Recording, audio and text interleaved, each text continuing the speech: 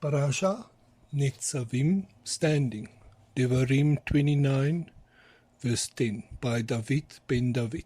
Shalom Aleichem. Today in our modern era, are we included in the Torah covenant of yesteryear? Devarim 29, verse 10, we read, "And all of you are standing today before Yahweh your Elohim, your little ones, your wives, your sojourners who are in the midst of your camp, so that you should enter into covenant with Yahweh your Elohim, in order to establish you today as a people for himself. And not with you alone I am making this covenant and this oath, but with him who stands here with us today before Yahweh your Elohim, as well as with him who is not here with us today." Today, when we read these passages, we are standing with Israel, spiritually speaking, and agreeing that we would like to be part of this Torah covenant. Do we fully comprehend what this covenant is all about? What are we supposed to do, although we want the blessings that it contains? We read Devarim 29, verse 29. "The secret matters belong to Yahweh your Elohim, but what is revealed belongs to us and to our children forever, to do all the words of this Torah." Devarim 30, verse 11 and onwards. "For this command which I am commanding you today, it is not too hard for you, nor is it far off. It is not in the heavens to say, who shall ascend into the heavens for us, and bring it to us, and cause us to hear it, so that we do it. Nor is it beyond the sea to say, who shall go over the sea for us, and bring it to us, and cause us to hear it, so that we do it. For the word is very near you, in your mouth and in your heart to do it. See, I have set before you today life and good, death and evil.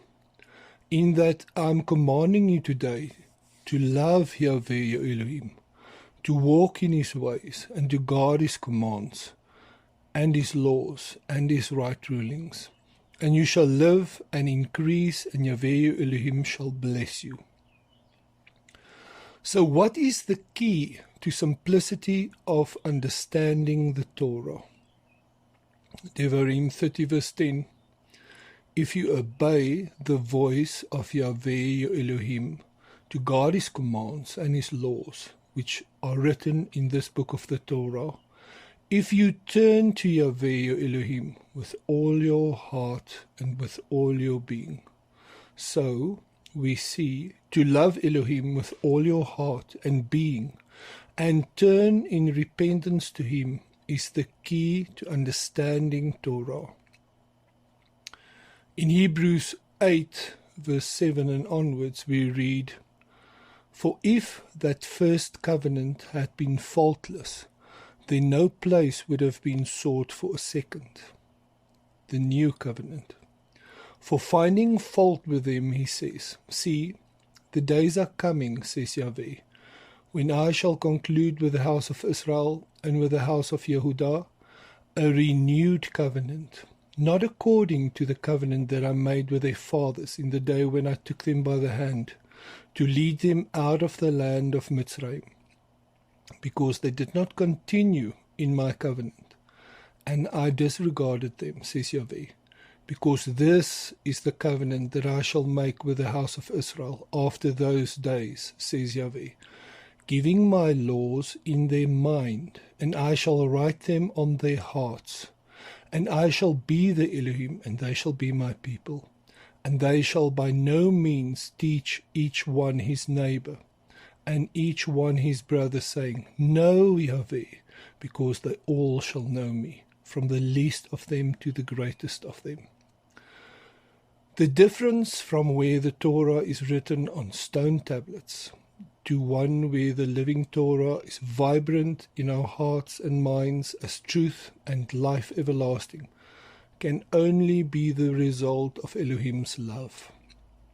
John 16 verse 13, Yeshua says, "But when he comes, the Spirit of truth, the Ruach HaKodesh, he shall guide you in all truth, for he shall not speak from himself, but whatever he hears he shall speak, and he shall announce to you what is to come."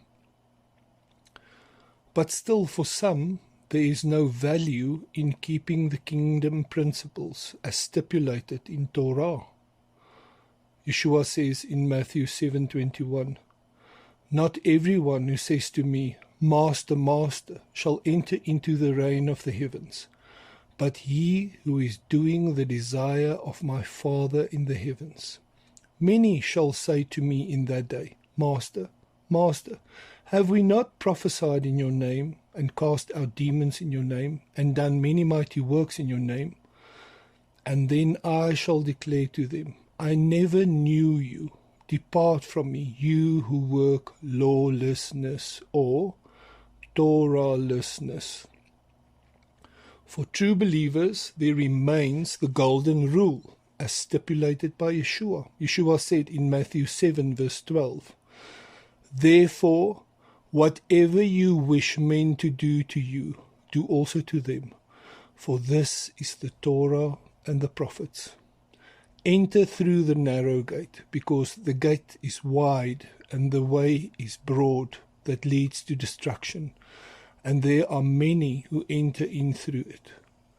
Because the gate is narrow and the way is hard pressed, which leads to life, and there are few who find it."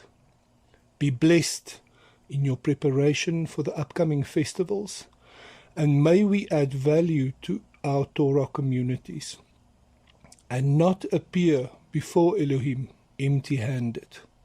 Shavua Tov.